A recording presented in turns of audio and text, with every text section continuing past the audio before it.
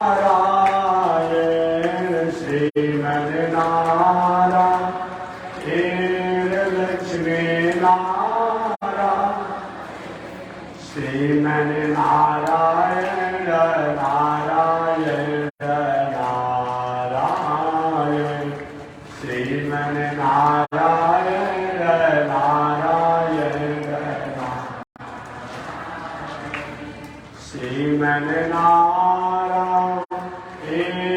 जगमुनारायण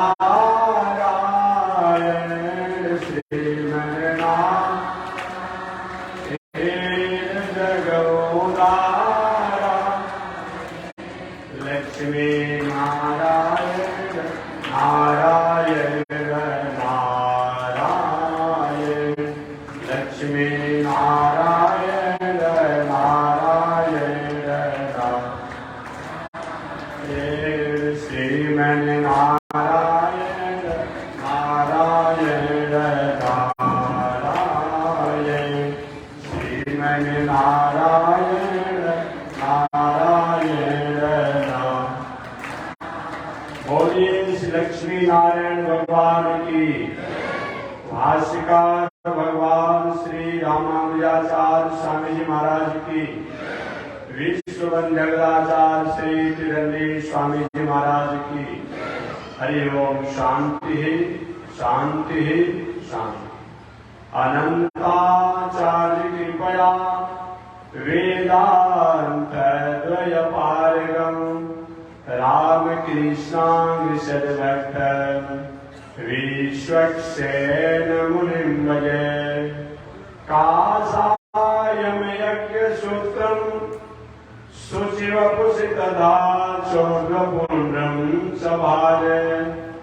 यस्यास्ते दक्षहस्ते कलिकुमतिगिरीन्द्रेन्द्रवज्रं त्रिदण्डौ संसाराग्नि प्रशान्ते धृतजलममलं दारुपात्रं पवित्रं श्रीविश्वक्सेन सूरे पदकमलयुगं श्रेयसे संश्रयामि।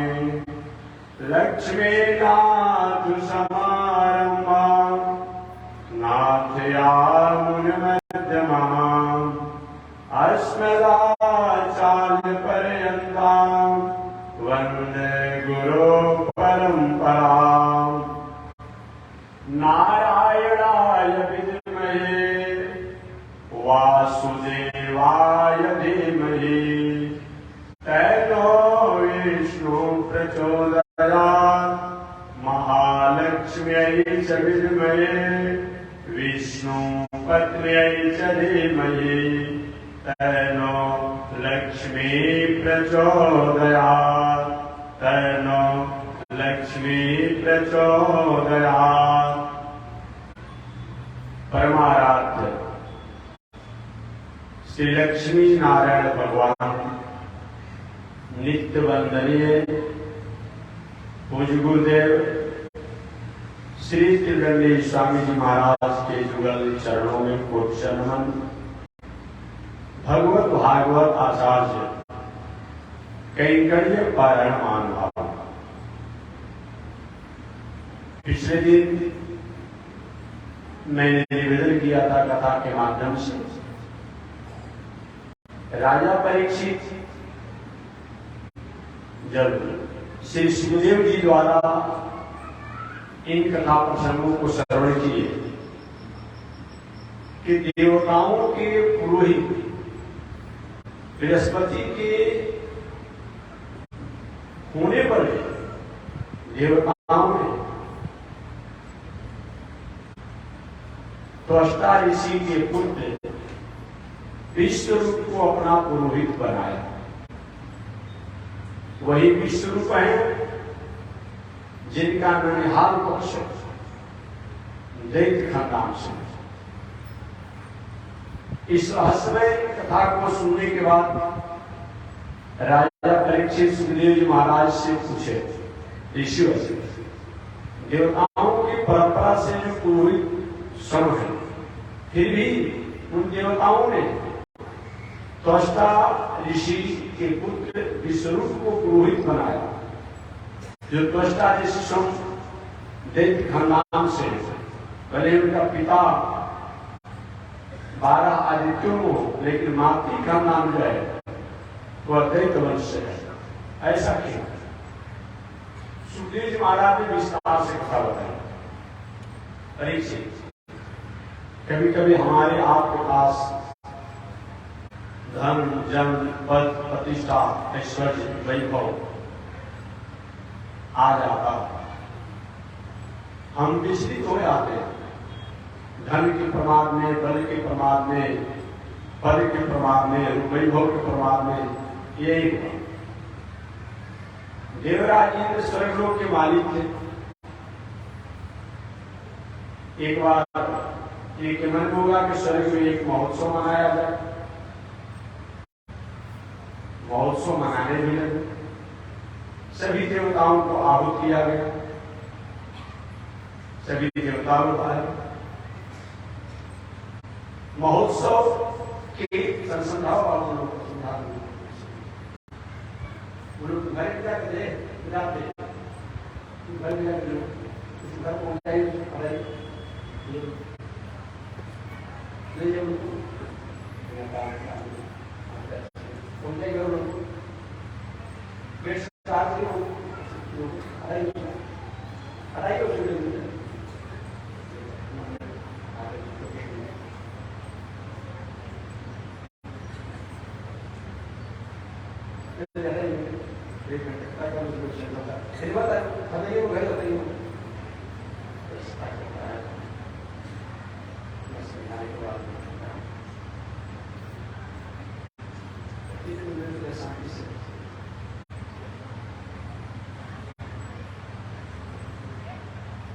देवराज इंद्र शराब मध्य की सुमरस की नशा में और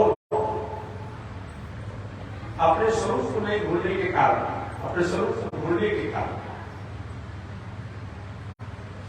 भूल गए कि हम कौन हैं, हमारा क्या स्वरूप होता है।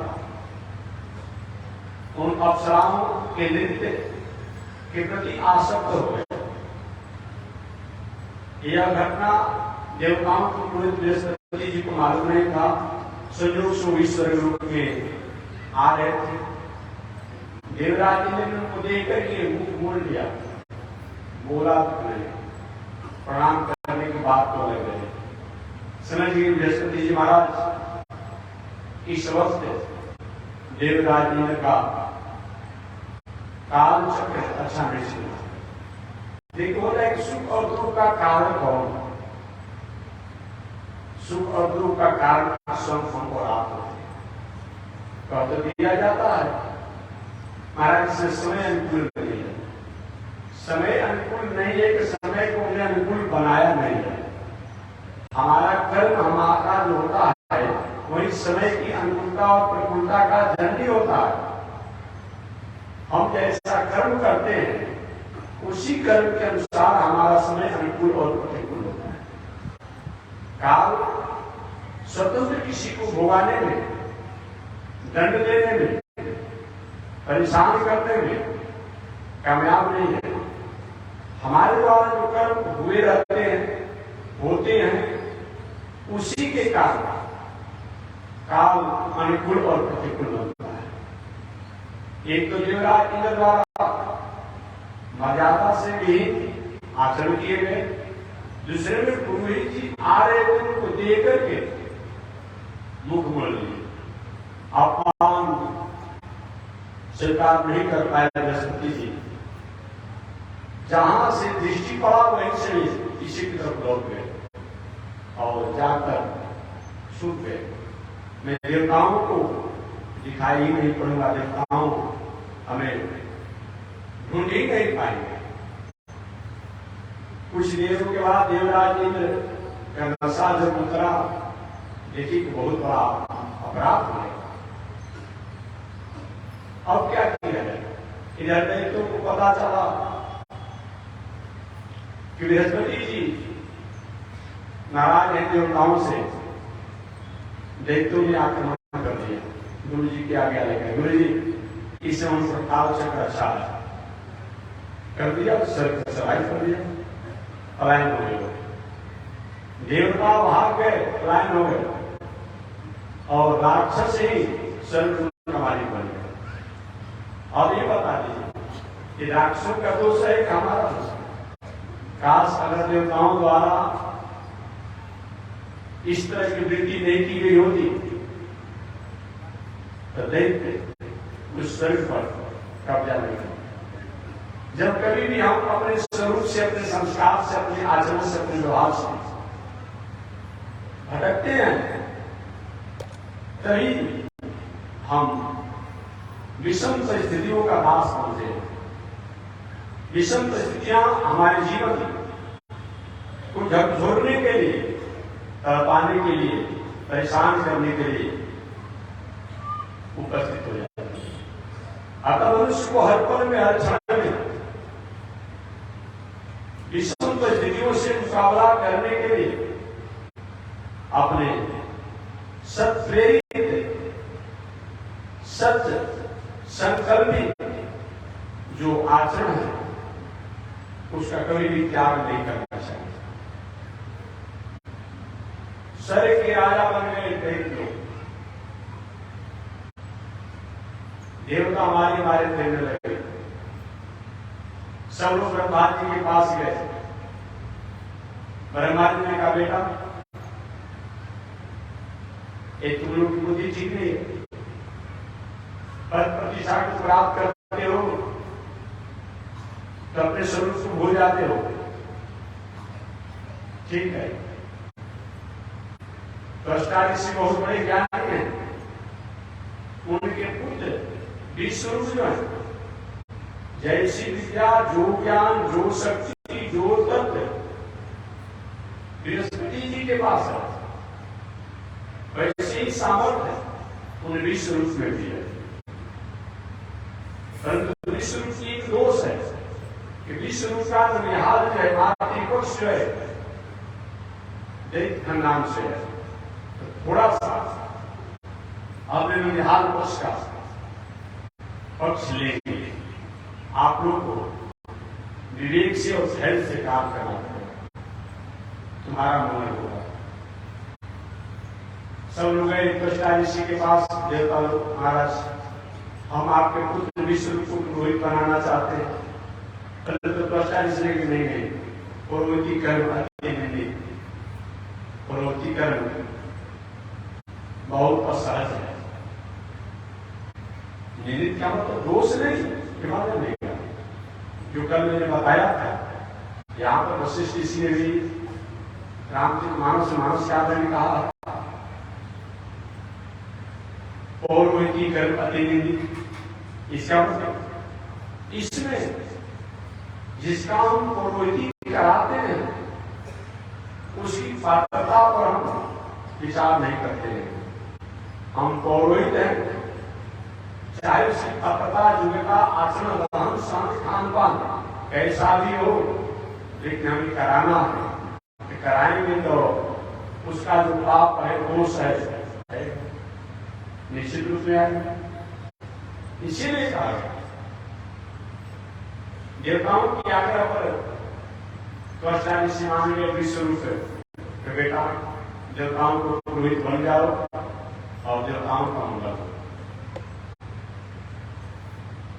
विष्णु देवताओं से कहे, देवताओं मैं आपका पुरोहित का संपादन तो मैं करूंगा। इसके लिए एक मैं विद्या आप लोगों को बता रहा हूं।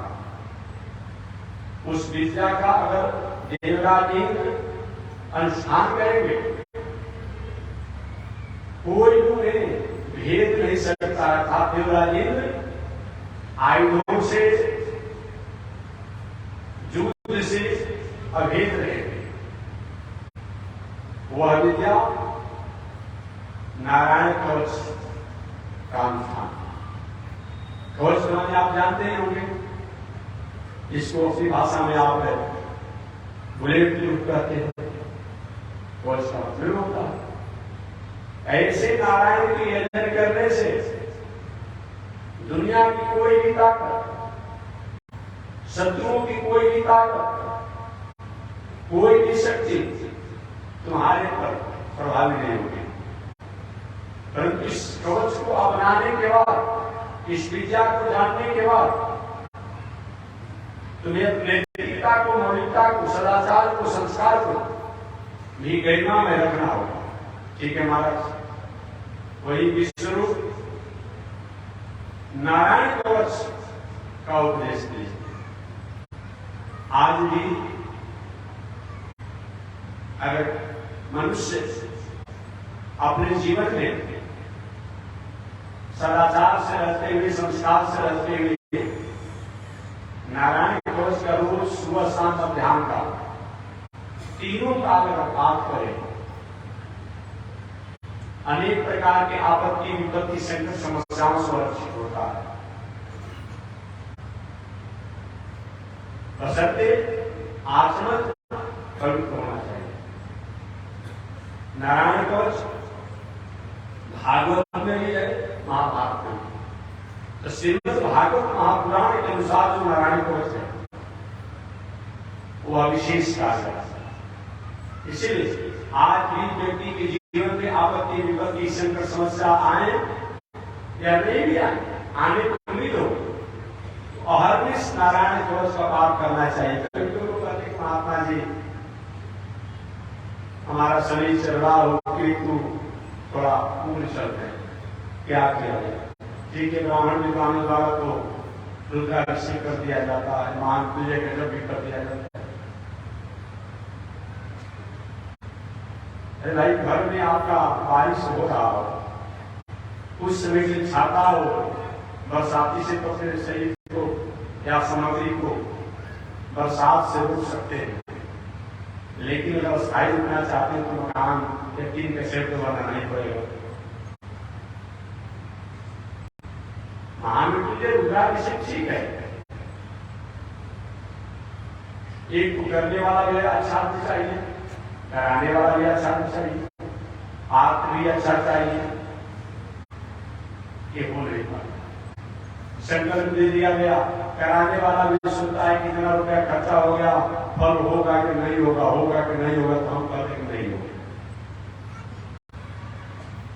कराने वाला भी पूजा के प्रति जितनी निष्ठा उसकी नहीं है, जितनी निष्ठा उसने खर्चा जो किया उसको रात भर विचार करते रहे जब तक पूजा होता है। इधर करने वाला विद्वान ब्राह्मण जो सुनता है, जजमान इतना खर्चा किया है, क्या सही अपने आप में ये फल होगा कि नहीं होगा, अगला जजमान कभी काम करना हुए बेचारे पूजा यहाँ करा गया, जब यहाँ करा गया अगला जजमान के अपने आप वहां पर, इसलिए उनका भी वहां करता नहीं होगा। आज के समय में जितना महामृत्युंजय और रुद्राभिषेक हो रहा है, किसी का अनुभव होना ही नहीं चाहिए। पात्रता नहीं है, योग्यता नहीं है। पूजा करा लिए, 2-4 दिन सुन रहे, शादी रहे, फिर वही पूरा तो हम महामृत्युंजय को याद करा लिए, रुद्राभिषेक हो गया, अब मेरा क्या होगा? ऐसा वाला होता है क्या? नहीं, ऐसा नहीं। आपको कराने से पहले, कराने के बाद भी उस तत्वों के प्रति, परमात्मा के प्रति, सत्य के प्रति, धर्म के प्रति हमेशा के लिए अग्रसर होना पड़ेगा। नारायण कवच एक ऐसी विद्या है जो श्रीमद् भागवत महापुराण के अनुसार किया जाए। गजेंद्र लोग उसको कहते महाराज जी 100 रुपये आमदनी होता है, 200 रुपये खर्चा हो जाता है, 100 रुपये घाटे में रहते हैं, ऋण के बोझ से दबे हुए हो, शत्रुओं द्वारा परेशान हो, किसी प्रकार की हो, कहीं तंत्र मंत्र झाड़ फूक कुछ कराने की आवश्यकता नहीं है। आपके घर में शास्त्र है, उस दिनचर्या उसमें किसी प्रकार का साइड इफेक्ट नहीं है, किसी से कराने की आवश्यकता भी नहीं है, अपने करना। नारायण कवच गजेंद्र मोक्ष स्तोत्र, इस स्तोत्र का पाठ करके गजेंद्र पर संकट आया था, उस संकट से गजेंद्र उभर गया। ग्राह के चंगुल में गजेंद्र फंसा हुआ था, कोई भी रक्षा करने में सक्षम नहीं था। उसमें उस गजेंद्र ने जो स्तुति किया है भगवान नारायण का, उसी का नाम का है गजेंद्र मोक्ष स्तोत्र। नारायण कवच, इस नारायण कवच को देवराज इंद्र ने विश्व रूप के कहने पर इसका अनुष्ठान किए और रक्षित हुई कथा में बताऊंगा। इसलिए जीवन में ग्रह नक्षत्र राहु केतु शनिचर किसी की अंतर्दशा चलती हो, महादशा चलता हो, जो भी चलता हो, नियम बना लीजिए। जैसे आपके जीवन का दिनचर्या है, भोजन करते हैं, शयन करते हैं, चलते हैं, तो एक नियम बना लीजिए कि हमें रोज नारायण कवच का पाठ करना है, गजेंद्र मोक्ष का पाठ करना है, हनुमान चालीसा का पाठ करना है। लोग किसी महाराज जीवन में कोई आपत्ति विपत्ति आए तो रोज आप पढ़ते हैं कि जो सतबार पाठ कर सोई और आगे महापुण्य छूट जाता है, तो करेंगे तब तो। इसीलिए रोज सुबह सुबह जगने के बाद शांति में जब तक हम पूजा पाठ जो कुछ भी करते हैं उसके प्रति हमारी स्थिति नहीं होती है, निष्ठा नहीं होता है, तब तक वो कामयाब नहीं होता। तीन चीजों के कारण शास्त्र के अनुष्ठान कामयाब होते हैं। मंत्र पदाचार और उसमें क्या वर्णन है, इन तीनों के प्रति जब तक हमारी स्थिति नहीं होती है तब तक वो कामयाब नहीं होता है। मंत्र के प्रति, मंत्र देने वाले आचार्य के प्रति और उसमें क्या वर्णन है उसके प्रति, ये जब तक नहीं होता है तब तक वो विद्या कामयाब नहीं होती है। तो सुबह सुबह जगने के बाद, पवित्र होने के बाद आप हनुमान चालीसा रोज पाठ करिए। वही हनुमान जी में है। शनिचर राहु के की बात करते हैं, किसी की मजा ले जा सकता है क्या? कोई नहीं लाएगा। आपने सुना होगा, न शनिचर आ सकते हैं, न राहु आ सकते हैं, न केतु आ सकते हैं। शनिचर राहु केतु को देख के तो हनुमान निकल जाते, भाग जाते हैं। अरे सूर्य देव भी भाग जाते हैं, सूर्य देव भी नहीं करेंगे तो इसलिए रोज नियम से रोज हनुमान जी का हनुमान चालीसा पढ़िए ना कि महाराज इतना समय कहाँ है और काम करने के समय मिल जाता नहीं तो कैसे हो सकता। 100 बार रोज पाठ कीजिए, विषम से विषम संकल्प हो गई बातों में बता। कोई भी पूजा पाठ करें तो संकल्प जरूर होना चाहिए। संकल्प का मतलब एक कम से कम कुछ नहीं तो गमछी हो, एक गमछी पर बैठ जाए। आसन का ध्यान बताया गया है, आपको संस्कृत सुना रहे। एक आसन जल कम से कम और अनुष्ठान करने से पहले भगवान किया गया है, भगवान का प्रेम, भगवान की कृपा से मैं सभी प्रकार के मंगल कामना किसी कामना को लेकर के मैं कर रहा हूं, ये विचार करके तब उस पूजन को यजन अनुष्ठान को करना चाहिए। और पाठ पूजा जब करने के बाद जो करते हो उन्होंने अपने जिस आसन पर बैठे हो उसके नीचे जब एक दूध गिरा करके उसे तिलक कर लेना चाहिए। ऐसा अगर नहीं किया जाता है तो पूजा हम करेंगे, आप पूजा का फल देवराज इंद्र को मिलता है। इसीलिए पूजा पाठ जो हो तो आसन के नीचे जल गिरा करके और तिलक कर लेना चाहिए। सब कुछ आप करेंगे, आपको होगा देवराज इंद्र को, ये बताइए। तो मैं निवेदन करना चाह रहा हूं कि नारायण कवच, गजेंद्र मोक्ष, हनुमान चालीसा किसी से कराने की आवश्यकता नहीं है। रोज एक जीवन की दिनचर्या बना दीजिए कि हमें पाठ करना है, आनंद नहीं आनी रहेगा। विषम से विषम परिस्थितियां अपने जीवन में हमारे अनुकूल हो जाएंगी। सात्विक अनुष्ठान है, कोई तंत्र जादू टोना जादू में कोई आवश्यकता नहीं है। एक करे तो विष्णु ने देवराज इंद्र से कहा कि हे देवराज इंद्र, मैं आप लोग को वैष्णवी कवच, वैष्णवी विद्या का उपदेश दे रहा हूं, जिसको नारायण कवच के नामों से जाना जाता है। इस नारायण कवच का आप लोग अनुष्ठान करें, उस नारायण कवच के प्रभाव से देवताओं तुम्हारा खोया हुआ राज भी मिल जाएगा, खोया हुआ लक्ष्मी की प्राप्ति होगी और तुम्हारा ऐश्वर्य कीर्ति भी प्रभावशाली होगा। देवराज इंद्र ने विश्व रूप से कहा महाराज इस नारायण कवच के जपने का विधान क्या है, कैसे इसको ध्यान में लिया जाए। तो वही विश्व रूप ने देवराज इंद्र को नारायण कवच का विधान बताया। ऐसे आपको जानने के लिए श्रीमद् भागवत महापुराण के अनुसार आप लोग पढ़ लेंगे। मैं तो केवल एक प्रसंग बस निवेदन कर रहा हूं कि भागवत में नारायण कवच को जानने के लिए आप अष्टम स्कंद 6वें स्कंद के 8वें अध्याय से आप पढ़ लेंगे कि क्या इसका विधि में संक्षिप्त बता है। नारायण कवच को पाठ करने वाले व्यक्ति को सबसे पहले तो मेला में लग जाना चाहिए। मेला का मतलब क्या होता है? सूर्योदय से 1.5 घंटा पहले को ब्रह्म लीला या ब्रह्म मुहूर्त कहा जाता है। जब सूर्योदय जैसा होता हो, जाड़ा के समय में अगर 7 बजे होता हो तो 7 बजे से 1.5 घंटा पढ़ा जाता है। बरसात के समय में अगर 6 बजे होता हो तो 6 बजे से 1.5 घंटा पढ़ा जाता है। गर्मी के समय में कहीं 5 बजे 5:30 बजे होता हो उसे 1.5 घंटा पढ़ा। यही बात, ये मतलब नहीं कि 4 बजे में 1 घंटा कहा जाता है, ये बात नहीं। सूर्योदय से 1.5 घंटा पहले को ब्रह्म मुहूर्त या ब्रह्म लीला कहा जाता।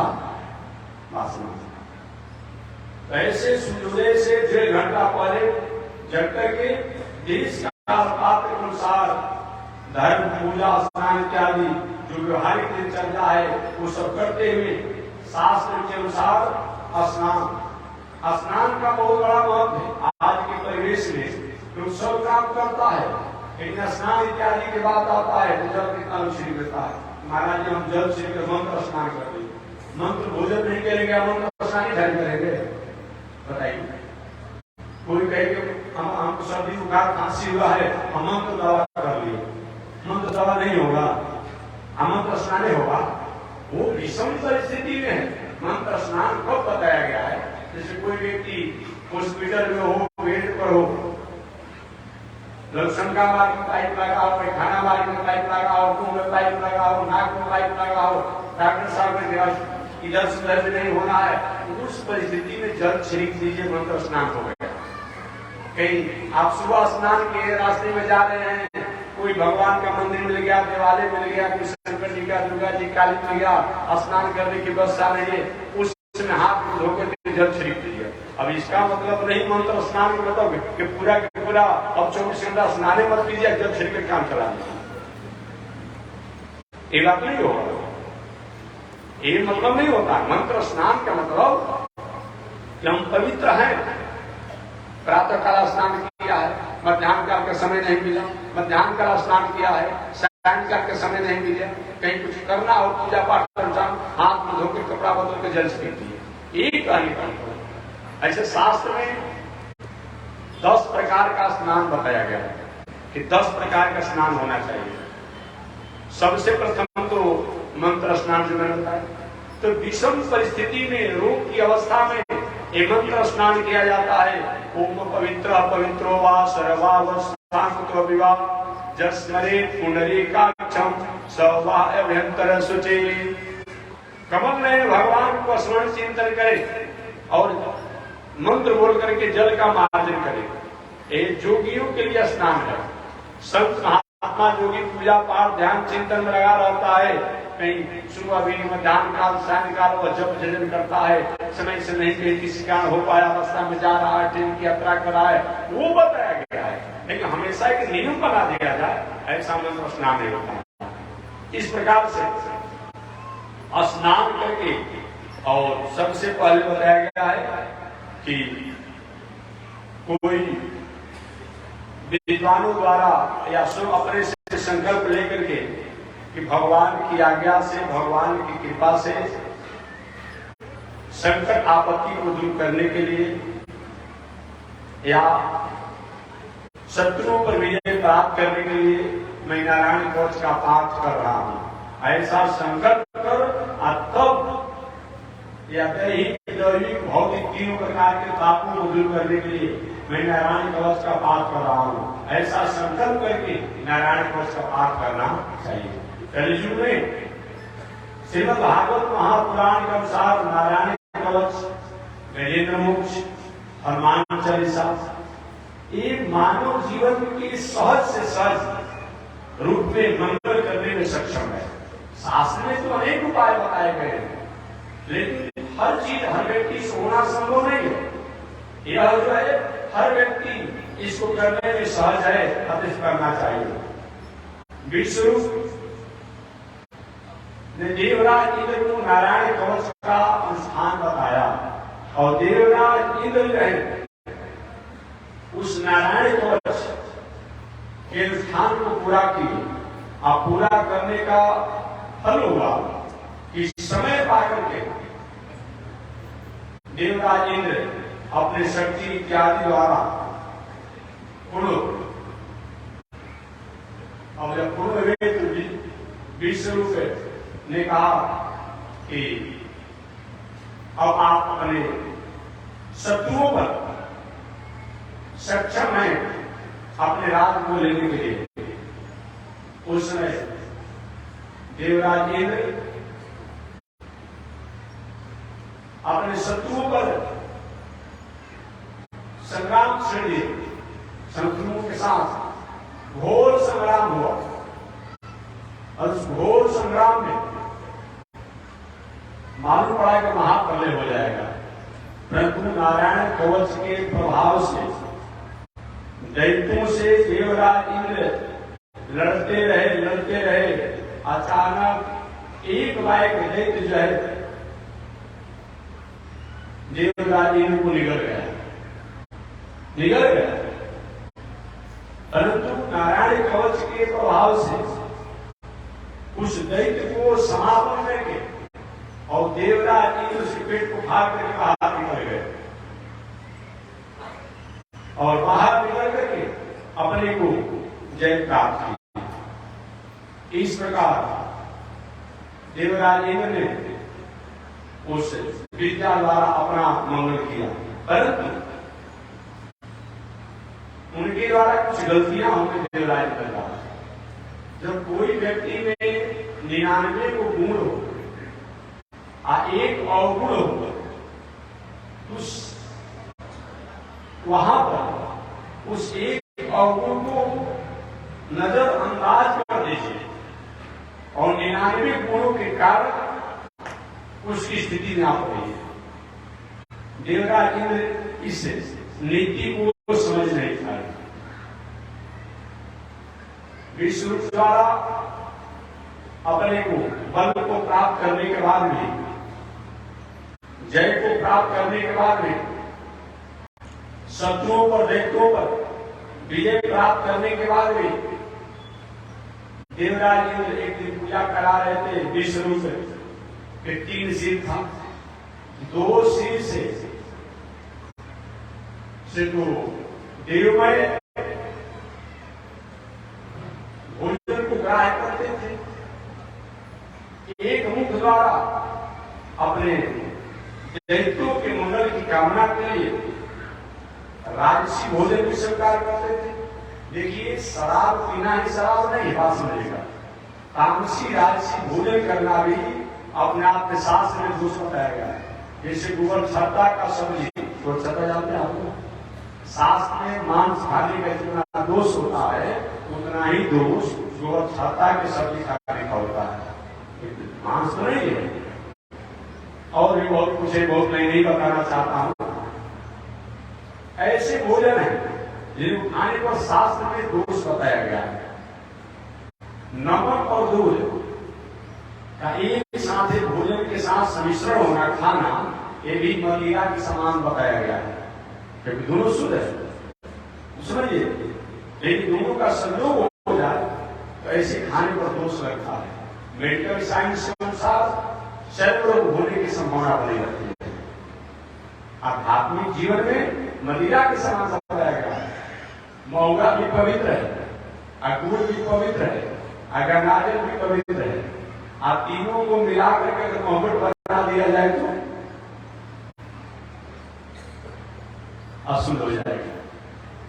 कभी भी आपने सुना होगा, शायद इधर महुआ होता भी होगा, पहले के जमाने में महुआ बढ़ता होगा तो हमारी माता जी लोग उसको गुड़ नहीं डालती होगी, चीनी नहीं डालती, इसी तरह महुआ बना दिया जाता। अगर कहीं बनाने का प्रक्रिया शास्त्र नहीं जानती हो, अगर डालती हो तो नहीं डालना चाहिए।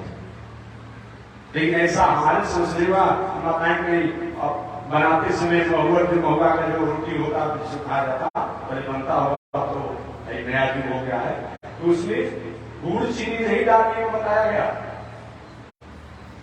और दूसरी बात छोड़िए, घी हो, दूध हो, दही हो, मधु हो, इत्यादि को मिला देने पर शास्त्र समझो। मधु को मिले से दूसरा तांबा के पात्र में अगर सबको मिला दिया जाए तो शुद्ध हो जाता है। लेकिन के पात्र से भी किसी की दोष हो जाता है, कभी कभी संसर्ग से भी दोष हो जाता है। यह विचार करते हुए बताया गया है कि व्यक्ति को सास से बात है। सभी स्त्रियां ही हैं, लेकिन एक जो स्त्री जो इसको अपनी पत्नी के समान मर्यादा करते हैं, एक स्त्री को बहन जैसा मानते हैं, एक स्त्री को माता जैसा मानते हैं, एक स्त्री को बेटी जैसा मानते हैं। ऐसा क्या ये कोई इस सब में तो खून एक ही बराबर एक ही तरह का है, तो कैसे क्यों किया जाता है? अब यहाँ पर शास्त्र में प्रमाण दिया जाएगा ना कि बहन के साथ एक व्यवहार होता है, बेटी के साथ एक व्यवहार होता है, पत्नी के साथ एक व्यवहार होता है, माता के साथ एक व्यवहार होता है। उसमें कहते महाराज जी मर जाता है, तो मर जाता है होता क्या है? शास्त्र तो कोई भी काम है जब शास्त्र मुस्त्रीजे वर्तते काम कर न सिद्धि न वापनोति न सुखम न परामति। शास्त्र की विधि को उल्लंघन करके कोई भी कार्य किया जाता है, उसमें सुख शांति और आनंद की प्राप्ति नहीं होती है। इसलिए शास्त्रीय प्रमाण है। देवराज नारायण के द्वारा अपने को मंगल को प्राप्त किए, परंतु जो विष्णु जी को उन्होंने पुरोहित बनाया था, वो विष्णु से नंदाल पक्ष दैत्य खानदान से होने के कारण वाणी से उच्चारण करते हुए देवताओं की मंगल की कामना को करते थे, पूजा में, पाठ में, यज्ञ में, हवन में। लेकिन अंतिम में कभी कभी अपने दैत्य कुल का भी अपना ह्रास न हो, विनाश न हो, इसलिए दैत्यों के लिए एक आहुति देते। देवराज ने कहा, गुरु जी हमने आपको पुरोहित बनाया, हमने आपको दक्षिणा दिया है और आप हमारे शत्रु की मंगल की कामना करते हैं, ठीक बात नहीं है, ऐसा नहीं होना चाहिए। विश्व रूप देवराज के कहने के बाद भी जो जिस परंपरा से थे ननिहाल पक्ष, तो ये दैत्यों के मंगल के लिए आहुति और यजन पूजन कर ही देते थे। थोड़ा देवताओं के लिए तो करते थे, लेकिन दैत्यों के लिए कर देते थे। एक दिन इंद्र से बर्दाश्त नहीं हुआ, चाहे कुछ भी होगा, ऐसा नहीं होने हुआ। और देवराज ने क्या किया, जिनको पुरोहित बनाया था विष्णु जी को, उनका गर्दन काट दिया, मार दिया। ब्रह्महत्या का दोष लग गया, और ब्रह्महत्या का दोष लग गया, वह इंद्र निस्तेज हो गया, शक्तिहीन हो गया। जब त्वष्टा ऋषि को पता चला कि मेरे पुत्र को एक तो मैं पुरोहित कराना नहीं चाहता, मेरे पुत्र को बुलाकर देवता को ले गए, पुरोहित भी बना, अपना काम भी निकाल दिया, और काम निकलने के बाद मेरे पुत्र को मार भी डाला देवराज ने। मैं बदला दूंगा, मैं छोड़ूंगा नहीं। वही त्वष्टा ऋषि ने अपने पुत्र विष्णु कि मरने पर देवराज इंद्र द्वारा मारे जाने पर एक यज्ञ का आयोजन किए, और यज्ञ का जब आयोजन किए तो यज्ञ के अंत में मेरा यज्ञ सही माने में मैंने यज्ञ को पूरा किया है, तो एक ऐसा वीर प्रकट होना चाहिए जो कि देवराज इंद्र को परायण कर दे। वही समय पा करके एक दैत्य प्रकट हुआ जिसका नाम पड़ा वृत्रासुर। वृत्रासुर राक्षस प्रकट हुआ। अब वृत्रासुर राक्षस जब प्रकट हुआ तब देवराज इंद्र को ललकारा, हे देवराज इंद्र, तुम भगोड़े हो, तुम साथी हो, तुमने विश्व रूप को मारा है, मैं तुम्हें छोड़ूंगा नहीं। बहुत प्रकार से ललकार इधर विश्वरूप की हत्या करने से देवराज इंद्र को ब्रह्म हत्या का दोष लग गया था। ब्रह्म हत्या का दोष क्या है? आरोप कोई व्यक्ति बहुत बड़ा धनी आदमी हो, जिलाधिकारी हो, बहुत बड़ा पद पर हो, और कहीं किसी प्रकार अवैध कार्यों में फंस जाता है तो व्यक्ति का पद रह जाता है, कुर्सी रह जाता है, नहीं रहता। अब चाहते हैं किसी से मेल कराएं, कोई मेलर हमारा बन जाए। तो देवराज इंद्र द्वारा विश्वरूप पुरोहित जी को हत्या करने के कारण पर हत्या का दोष जब लग गया तो निस्तेज हो गए, और निस्तेज होकर अपने आप में भागने लगे। कहीं कोई उनकी रक्षा नहीं कर पाया। अंत को एक बक्सर में जब गए तो बक्सर में तपस्या साधना किए। तो तपस्या साधना करने के बाद विश्वरूप का हत्या का दोष जो है, ठीक है मैं आपको छोड़ूंगा, आपको मैं छोड़ूंगा, लेकिन इस प्रभाव्या का गवाह कौन कौन लेगा आपके पापों को? जैसे कोई कहता है कि हम बेलर बनते हैं, अमुक आदमी का, तो बेलर बनता है, गवाह क्यों बनता है ना? तो मैं भाई आपकी आगे इस प्रभाव्या के दोषों को लेगा, देवराज ने कहा कि जो मेरी प्रभाव्या के दोषों को लेगा उसको मेरा आशीर्वाद मंगल कामना होगा। 4 लोगों ने देवराज इंद्र के प्रभाव्या के दोषों को लिया। उन 4 लोगों में सबसे प्रथम बताया गया कि ब्रह्महत्या के दोषों को सबसे प्रथम वृक्षों ने लिया। वृक्षों ने कहा कि ब्रह्महत्या के दोष को 4 भागों में ब्रह्महत्या के दोष बांटा गया, तो वृक्षों ने ब्रह्महत्या के दोषों को लिया। जो गूंद वाले जितने वृक्ष होते हैं, वो गूंद क्या है, लाशा क्या है, ये सब ब्रह्महत्या का दोष है। इसीलिए अच्छे अच्छे कर्मकांडी विद्वान ज्ञानी लोग लाशा गूंद नहीं खाते हैं, चाहे बबुल का हो अपने आप में, चाहे किसी का नहीं खाते हैं। हालांकि हिंग भी उसी में आता है, लेकिन फिर भी इसमें चलो भाई इसको ले लिया जाए, अंतर वो भी अपना आप है। इंद्र की ब्रह्महत्या का दोष जो है एक गूंद और लाशा है। जिससे हमने आपके ब्रह्महत्या के दोषों को लिया, इसके बदला हम हमको क्या देंगे? तो देवराज ने कहा कि मेरा आशीर्वाद कि जिन जो दूध वाले वृक्ष हैं वो सब अपने आप में, जो दूध वाले वृक्ष हैं सभी दोष माने जाते हैं।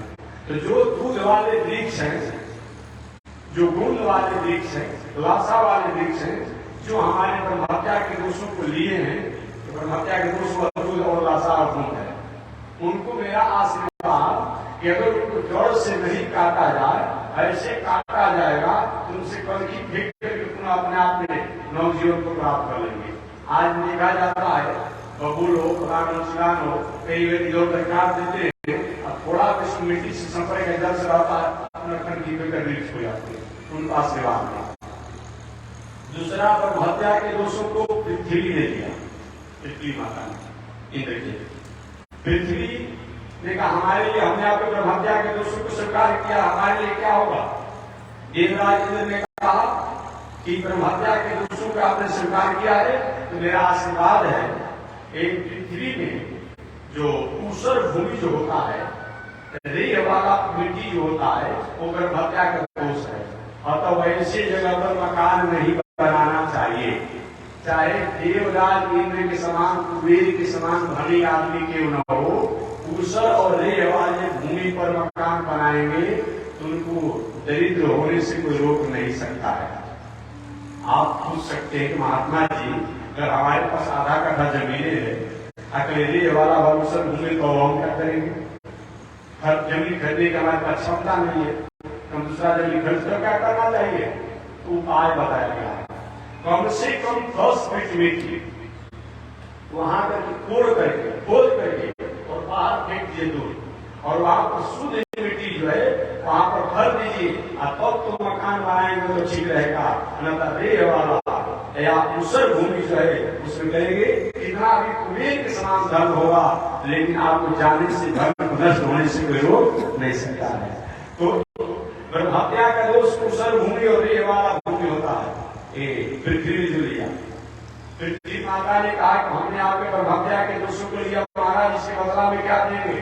तो देवराज ने कहा कि प्रतिदिन पैसा मेरा आशीर्वाद भूमि को कितना भी कड़ा होगा, लेकिन बरसात से अनेक तूफान से गढ़ा भर ही जाएगा। देखते हुए घर के द्वार गगन में खड़ा होता है, बाहरों से लेके पूरा करने से लेकर भरते भरते भर जाता है अपने आप में मेरा आशीर्वाद। तीसरा ब्रह्महत्या के दोषों को जल ने लिया। तीसरा ब्रह्महत्या के दोष को जल ने लिया। तो जल में जो फेर जो होता है, फेर अगार, ये ब्रह्महत्या का दोष है। अगर गंगा स्नान करने जाए, किसी नदियों में स्नान करने जाइए, फेर अगार को उसको हटा देना चाहिए, क्योंकि ब्रह्महत्या का दोष होता है। वो ब्रह्महत्या का दोष उस गाज में फेर को नहीं होता है। जल ने कहा हमारे लिए क्या महाराज, हमको मिल रहा है, मैंने ब्रह्महत्या के दोषों को लिया तो वहां के जल चाहे कितना भी कैसा भी अशुद्ध होगा, स्वर्लोक क्यों न हो, जहां पर स्वर्लोक हो, बरसात का बाढ़ आ जाएगा, नदियों का जल का बाढ़ आ जाएगा, अब वो जल जो है स्वर्लोक नहीं रहेगा। आज भी देखते हैं जब आशीर्वाद। और चौथा ब्रह्महत्या के दोष कोई स्त्रियों ने लिया है, जो आज इनकी कपार पर आज भी है। चौथा दोष हमारी भारतीय दर्शन की कथा जो है वो आज उसको प्रेम में देखते हैं। ये बातें किसी तरह हमने कोई कथा कर दिया, ये बात नहीं होती है। जो क्रिटिकल अपने आप ने बताया स्त्रियों ने लिया। स्त्रियों ने ब्रह्महत्या के दोष क्या है? जो ये अपनी अवस्था के अनुसार, जब इनकी अवस्था होती है, युवा अवस्था होता है, अवस्था में एक अशुद्धि अवस्था को प्राप्त करती है। एक ब्रह्महत्या का दोष है। इसीलिए उस समय स्त्रियों को किसी को स्पर्श नहीं करना चाहिए, भोजन नहीं बनाना चाहिए, किसी को खिलाना नहीं चाहिए। उस अवस्था में एक जगह तक अपना संजीवित जीवन जीना चाहिए। ऐसा अगर नहीं किया जाए तो उस अवस्था में स्त्रियों द्वारा जो भी कार्य भोजन साधन परिवार इत्यादि को दिया जाता है वो व्यक्ति पाप का भागी बनता है, श्री ईश्वर से ह्रास होता है। एक व्यक्ति ने हमसे पूछा था, महात्मा जी आप कहते कुछ अशुद्धि अवस्था में स्त्रियों को भोजन नहीं बनाना चाहिए, अगर पति या पत्नी दोनों हों तो क्या किया जाएगा, कैसे भोजन बनेगा? तो हमने उन्हीं की भाषा में कर देखिए, कम से कम एक 27 दिन को भोजन बना कर दे दीजिए, 3 दिन आप ही बना कर दे दीजिए, काम समाधान हो जाए। एक कभी कुछ अवस्था में माताओं को भोजन बना करके परिवार के लोगों को नहीं देना चाहिए, देवालय में नहीं जाना चाहिए, ये क्या लिखा? इसीलिए तो एक बार एक व्यक्ति ने पूछा था, शास्त्रों में लिखा गया है कि व्यास गति पर बैठ करके अनुष्ठान के रूप में स्त्रियों की कथा नहीं करना चाहिए। आज के पूछे क्या तो शास्त्र की गरिमा को नहीं जानने वाले हैं, क्या तो शास्त्र की गरिमा को जानकर के अनादेखी करने वाले? और होता कि स्त्रियां क्यों नहीं कथा करें? स्त्रियों का अपमान किया गया। अरे भाई अपमान नहीं किया गया, ये मर्यादा है, ये धर्म है। आप प्रवचन ऐसे करिए अपने आप में, लेकिन अनुष्ठान के रूप में कथा नहीं करना चाहिए। बात नहीं कथा ऐसे अपने आप में कोई 1 घंटा आधा घंटा सुना दिया, लेकिन अनुष्ठान की कथा नहीं करना चाहिए। चाहे राम कथा हो, भागवत कथा हो, और भी जो कथा की मान ली कथा कर रही है, अब उसी बीच में कोई अशुद्धि अवस्था हो जाएगी तो क्या करेंगे? कथा सुनाती है तभी दोष है, और उस कथा अनुष्ठान को छोड़ती है तभी दोष है। अगर समाज की मर्यादा के लिए कहीं गुजारने में कथा सुना रहे हैं तो दोष तो होगा ना, छोड़ती है तभी दोष होगा। क्या इसका उपाय? कोई उपाय है? कोई उपाय नहीं। इसीलिए ऋषियों ने कहा अनुष्ठान के रूप में संकल्पित होकर के कथा व्यास गति पर बैठ कर नहीं सुनाना। ऐसी कथा प्रवचन अपने आप में स्वांत और सुखा है, समाज का, प्राणी का, स्त्री पुरुष का, और कथा प्रसंग को सुनने से कल्याण सुनाइए, लेकिन संकल्पित होकर के अनुष्ठान के रूप में कथा नहीं होनी चाहिए। स्त्रियों को ब्रह्महत्या का दोष है कि जो आज अशुद्धि अवस्था को प्राप्त करती है। स्त्रियों ने कमाया हमको जो प्राप्त हुआ इसके बदला में क्या मिलेगा? एक बात और मैं कह दूं, शास्त्रीय बात है, समय देख रहे हैं कि देखिए, जो स्त्री अशुद्धि अवस्था में विवाह हो गया, ऐसे विवाह हो गया हो, विवाह के बाद आगे वंश परंपरा की संतति को चाहती को संस्कारी हो, विद्वान हो, ज्ञानी हो, उसके लिए बताया गया है। जो स्त्रियां अशुद्धि अवस्था में विवाह हो गया हो, पति की मर्यादा में जीवन जीती हो, संतान के विस्तार की मन में इच्छा हो, तो जो स्त्रियां अशुद्धि अवस्था में छोटे पात्रों से जल पान करती है, छोटे छोटा लुटा हो, गिलास हो, तो उस संबंध से अगर कोई संतान की इच्छा होगी, अब बाद में जो संतान होगा वो लड़का नाता होगा। जो स्त्रियां उस अशुद्धि अवस्था में अपने शरीर में या तो शास्त्र में जानकर भी नहीं जानकर भी तेल फुलेल और इत्यादि जो साबुन इत्यादि का जो सेवन करती है, तो विवाह शादी हुआ है तब, और उस संबंध के बाद संतान विस्तार के मन में कामना हो, तो उस संबंध से जो भविष्य में जो लड़का बाद में होगा, दुष्चर्मा भवती, वह चरम रोगी होगा, चरम रोगी होगा, कुष्ठ रोगी होगा, कोई स्वरूप नहीं सकता, चाहे अनजान में गलती हो गया हो, चाहे जान में। जो स्त्रियां उस अशुद्धि अवस्था में, जो अशुद्धि अवस्था में रहती है, आभूषण धारण करते, सोना चांदी इत्यादि, कान में, गला में, हाथ में जो भी होता है सोना चांदी का, और कपड़ा मैंने ठीक है, कपड़ा पहनना नहीं चाहिए, लेकिन उसमें श्रृंगार की अवस्था में रहती है, सोना चांदी आभूषण, तो संबंध से बाद में जो लड़का जो होगा, उन्मादो भवती, वो पागल होगा, जन्म प्राप्त में पागल होगा, कोई रुक नहीं सकता है। और तो उस अवस्था में माताओं को संयमित रहना चाहिए। एक वो व्रत ही मान लीजिए, वो व्रत है अपने आप में, ऐसा नहीं करती है तो शास्त्र की मर्यादा को या तो समझने में इसको कृपणता करता है। तो हमारे सुखदेव जी कहते हैं, इस प्रकार इंद्र ने ब्रह्म हत्या के दोषों को 4 भागों में बांटा। कौन कौन?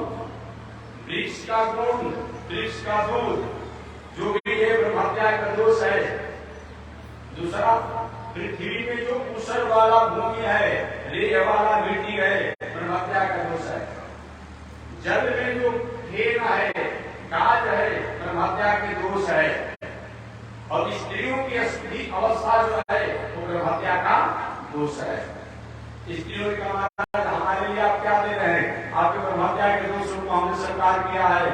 तो देवराज ने कहा कि जाओ, मरते दौर तक तुम्हारा ममता नहीं जाएगा, ममता में नहीं मिलेगी। इसीलिए माताएं चाहे कितना भी पूरी हो जाए, लेकिन स्नेह बना रहता है अपने आप में, अपने पितृ पक्ष के प्रति, पति पक्ष के प्रति मरते दम तक स्नेह बना रहता है। यह आशीर्वाद देवराज ने दिया। इस प्रकार देवराज इंद्र का ब्रह्म हत्या का दोष समाप्त हुआ। ब्रह्म हत्या का दोष जहां पर समाप्त हुआ, इसलिए देवराज इंद्र का एक अपने आप जहां पर उनकी ब्रह्म हत्या का दोष समापन हुआ, उसका नाम हो गया कलुष। क्या नाम पड़ा? कलुष नाम पड़ा। देवराज इंद्र का ब्रह्म हत्या का दोष जहां पर निर्मल हुए, इसलिए उसका नाम पड़ा कलुष, पवित्र हो गए। इसीलिए उस स्थान का नाम कलुष देश हो गया। कलुष देश कहाँ है? दुनिया में सबसे पवित्र स्थान है। सारी दुनिया की स्थितियां आती है, लेकिन कलुष देशों में आकर के वहां पर कमजोर हो जाती है। तूफान आएगा तो, भूकंप आएगा तो, सुखाड़ आएगा तो, बाढ़ आएगा तो, जो कुछ भी या किसी प्रकार का वायरस का प्रकोप आएगा तो, किसी पर कहीं भी किसी प्रकार का होता है, आते आते वहां पर कमजोर हो जाता है। ये देवराज इंद्र का श्राप आज देखा जाता है। तो कलुष देश है कौन? काशी जिनपुर भागे, काशी दिनपुर भाग, काशी से पूर्व सोन पश्चिम तथा और सोन का पश्चिम तक, गंगा का दक्षिण तक और बिंद पहाड़ी का उत्तर तक उच्यते एकादश देश। सबसे दुनिया में पवित्र देश है शास्त्र से। काशी दिग्गुरु भागे सुन पश्चिम तथा बिंद गंगा मध्य एकादश देश उच्यते एकादश देश। ऐसा है जहां पर देवराज इंद्र का प्रभाव्या के दोष से पवित्र हुए, निर्मल हुए, इस स्थान का नाम हो गया कलु से एकादश भी कहा जाता है। और जहां उनका दोष तो हुआ उसको मलद देश कहते हैं, मगध नहीं, मलद देश, मलद देश। यही दो शास्त्र में बताया गया है। देश काल पात्र के अनुसार देवराज इंद्र ब्रह्मत्या के दोषों से तो मुक्त हुए, लेकिन मन में एक भावना बन गई कि वृत्रासुर इतना बड़ा दैत्य है, इसे कैसे मुकाबला किया जाए। घोर संग्राम हुआ वृत्रासुर के साथ देवराज इंद्र का, और एक बार तो वृत्रासुर ने यहां तक किया कि देवराज इंद्र को जो बताया निकल गया, परंतु विश्वरूप द्वारा जो नारायण कोश बताया गया था, उस नारायण कोश का देवराज इंद्र पाठ पढ़ते रहे और उसके पेट फाड़ के बाहर निकाल गए। एक कथा बाद में आएगी। बहुत संग्राम हुआ वृत्रासुर से। वृत्रासुर से बहुत संग्राम करते समय दधीची बाबा की हड्डियों से जो अस्त्र शस्त्र बनाया गया था, वही उसी समय दधीची बाबा का हड्डी भी अपने आप में मांगने के लिए जनता लोग गए, जब संकट हो गया था तो दधीची बाबा की हड्डियों द्वारा अनेक प्रकार के हथियार बनाए गए और उसी से संग्राम हुआ। संग्राम होते समय अंत में वृत्रासुर जब देखा कि देवराज इंद्र संग्राम करें, अचानक उनकी गदा गिर गई। वृत्रासुर ने कहा, देवराज इंद्र तुम घोड़े हो, सारथी हो, जिस गुरु द्वारा विद्या को प्राप्त किया उसी गुरु को मार डाला, सारथी हो।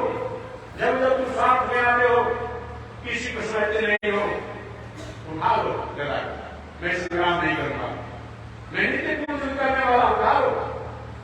देवराज सब ऐसा कर अंत में गदा उठाए। घोर संग्राम हुआ और संग्राम में मर ही नहीं रहा वृत्रासुर। अंत में देवराज इंद्र ने उसको मारने का अंतिम जब निर्णय किए, वो भगवान का स्तुति करने लगा संग्राम कर, और स्तुति करते हुए कहा, हे प्रभु मेरी यही प्रार्थना है, मैं अपने कर्मों के अनुसार जिस भी जोनी में जाऊं, जिस भी गति में जाऊं, जैसा भी हो, लेकिन आपके चरणों में हमारी प्रति बनी रहे, स्नेह बना रहे। मैं यही चाहता हूं, मैं आपका उसी तरह का भक्त हूं जैसे कि कोई पंछी ने घोंसले में अपने बच्चों को जन्म दे दिया है और वो पंछी अपनी माता की हमेशा बाट जोड़ते रहता है, वैसे ही हमारा प्रेम आपके चरणों में बना रहे। भगवान कहे, अरे भले आदमी वो माता के द्वारा भोजन की कामना में वो बच्चा जो है अपना पंछी का कामना कर रहता है, तो दूसरा कहा कि मैं आपका उसी तरह से आपके चरणों से बना रहे, जैसे गाय का बछड़ा जो है अपनी माता का दूध पीता है, माता के दूध के लिए भगवान ने कहा बछड़ा भी जब माता का दूध पी लेता है तो माता सारा घर पोषण लगता है। एक रूप से भक्ति है। तब आप प्रभु तो हमको यही आप वरदान दीजिए कि मन से, वाणी से, बुद्धि से मैं आपका उसी तरह से भक्त हूं जैसे कि कोई किसी का स्वामी कहीं प्रदेश गया हो, उसकी पत्नी अपने स्वामी की प्रतीक्षा में अपना समय गुजारती है। हर पल हर क्षण अब मेरे पति, अब मेरे स्वामी आने वाले हैं, अब मैं आने वाले हैं, प्रभु मेरा भी मन, दिल, दिमाग, बुद्धि आपके चरणों में लगा रहे। भगवान ने उसकी मंगल कामना किया और देवराज इंद्र उसको अंत में मार डाला। वृत्रासुर मृत्यु को प्राप्त किया। मृत्यु को प्राप्त करने के बाद तब देवराज इंद्र पुनः अपने राज के अधिकारी बने। इन पावन प्रसंगों को सुनने के बाद राजा परीक्षित सुखदेव जी से पूछे, गुरु जी वो राक्षस होने के बाद भगवान की भक्ति उसमें कहां से आएगी? आश्चर्य की बात है, राक्षस तो भगवान के विरोधी होते हैं। आपने बताया कि धृतराष्ट्र जो है वो भगवान की ध्यान चिंतन कर रहा था, उसी समय देवराज ने द्वारा उसको मारा भी गया, प्रहार भी किया गया। पूरी इतिहास बता दे सुखदेव जी, भाई सुनो, वो धृतराष्ट्र पूर्व जन्म में वो धृतराष्ट्र पूर्व जन्म में राजा चित्रकेतु था। 1 लाख इसकी पत्नियां थी, किसी को कोई संतान नहीं था। नारद जी और अग्रज ऋषि के आशीर्वाद से इसकी बड़ी पत्नी को एक संतान हुआ। राजा चित्रकेतु की 6 पत्नियों के मन में ईर्ष्या हो गया कि जब तक किसी को कोई संतान नहीं था तो राजा सभी रानियों को बराबर मानते थे। अब बड़ी रानी को संतान हो गया तो हम 6 रानियों के राजा उसका आदर नहीं करेंगे, क्यों इस बालक को मार दिया जाए जिसको कि हम लोग के समान आदर करने में जो बाधा पहुंचा रहा है। शेष रानियों को लेकर के राजा की बड़ी रानी द्वारा जो करते पुत्र में तुमको विष मिलाकर के मार रहा। अपने पुत्र के वियोग में राजा चित्रकेतु रानी विहवल हो गए, आग हो गए, मालूम पड़ा कि अब कोई जीव गए। अंत में नारद जी अग्रज ऋषि को वहां पर आके समझाया, सुनो ये दुनिया का आना जाना काम बड़ा बना कोई किसी का है, ऐसी की ट्रेन की यात्री बस की यात्री जो है मस्त पर ट्रेन पर चढ़ते हैं, जहाँ अपना रुकने का उतर के चले जाते हैं। इसी तरह से संसार में यही आवागमन लगा हुआ है, कोई किसी का होता नहीं है। और जब तक यात्रा हो तब तक किस मैत्री हो उस साथ मैत्री रखिए, ये ऐसा मैत्री न रखिए कि अपना जहाँ करने का जगह आ जाए आप मैत्री में अपना तर्क चले जा रहे हैं। ये नहीं होना चाहिए, इस आवागमन लगा हुआ है। ऐसे नारद जी ने समझाया, राजा चित्रकेतु घर द्वार राजपाट मंत्रियों को सौंप करके और साधु बन गया। और एक साधु बन गया तो जाते जाते गया था बहुत गांव शंकर जी कुछ स्थान पर, जहाँ शंकर जी पार्वती जी के साथ बैठे थे। जाते जाते नाम सना बोलना शुरू किया, ए बाबा बूढ़े होकर के पत्नी के साथ बैठे हो, बड़ा विपरीत है। आप जैसे बूढ़े लोग पत्नी के साथ ऐसे बैठेंगे तो नए लोग युवकों को क्या होगा? ऐसा हो जाता है। और तो कोई नहीं बोला। पार्वती जी ने कहा कि आया है तो फिर उसे उपदेश करेंगे, हम अपने पति के साथ बैठी, कौन सा दोष है? पार्वती जी ने श्राप दे दिया, अरे पापी ऐसी, अरे पापी तुम पृथ्वी का राजा होकर के और सही प्रकार से हाथ सुने तो तुम साधु वेश बनाया और साधु वेश बनाकर हमारे पास आए, हमारे दोषों को नहीं कहा। ये कोई दोष नहीं है, अभी तुम्हारी पाप भावना है, जाओ तुम पशु हो जाओ। वही पार्वती जी के साथ के कारण राजा चित्रकेतु मर गए। धृतराष्ट्र हुआ था, अंत में प्रार्थना की गलती हो गया, माता जी बेटा तुम्हारे भगवान की भक्ति बनी रहेगी। वही पार्वती जी का आशीर्वाद से ये राक्षस होने के बाद भी भगवान के चरणों में इसकी भक्ति बनी रही। इन पावन प्रसंगों को श्री सुखदेव जी महाराज ने राजा परीक्षित को सुनाया और सुनाते अंत में कहा कि परीक्षित, सुख से दुख को विदाता परोदला कीर्ति क्रोधीश। सुख दुख का कोई दाता नहीं है। लोग कहते हैं सुख दुख का दाता कौन है? सुख दुख का कोई दाता नहीं है। हमारा कर्म जो है वही हमारे सुख और दुख का। हम अच्छे कर्म करते हैं तो उसके अनुसार होता है, हमारे द्वारा बुरा कर्म हुआ है उसको बुरा होगा। ये कोई जरूरी नहीं है कि वर्तमान में हम जो कर्म करें उसी अनुसार होगा। ऐसा बात किया जाए कि केवल वर्तमान में हम जो करते हैं उसी अनुसार। एक 6 महीना का लड़का कौन सा अपराध किया है कि कैंसर भी हो जाता है, हार्ट का भी हो जाता है, लंग का भी हो जाता है, ब्रेन लीवर का भी हो जाता है, उसमें पाप किया नहीं है। अगर ये कहा जाएगा कि केवल वर्तमान समय ही हमारे पाप करने होता है, कर्म करने होता है, तो बेचारा कुछ गलती नहीं किया। ये भी दुनिया में देखा जाता है कि रोज 24 घंटा नीति अन्याय धर्म पाप कर्म चोरी डकैती करता है, आधी दुनिया रात चोरना चाहते रहता है, तो थोड़े से शासन पर तो विलासी हो जाती है।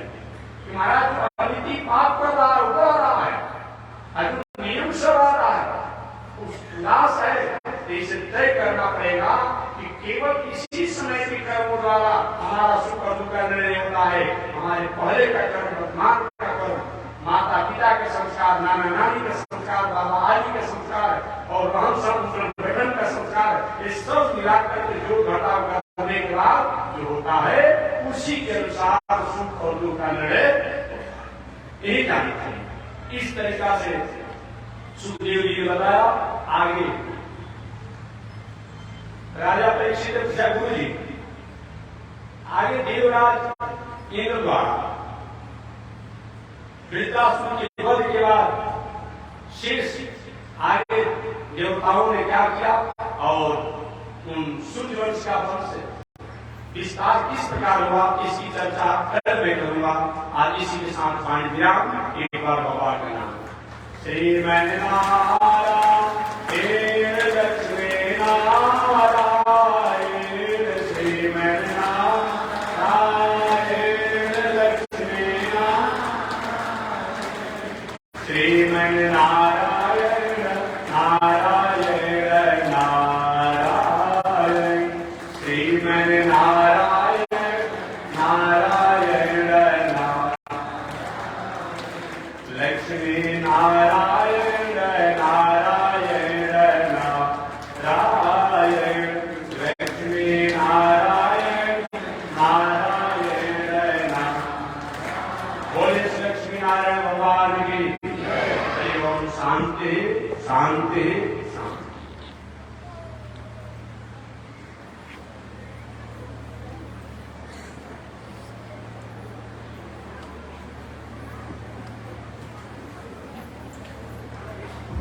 ओम चंद्रमा मनसो जात चक्षो सूर्यो जायत, श्रोता वायुष प्राण समुखाद जायत, श्रीसते लक्ष्मी सवन्या भवरात्रि, पार्श्वे छत्राणि रूपमस्मिनो व्यातम्, ईश्वरीघाणा मयि घाण, सर्वलोकं मयि घाण।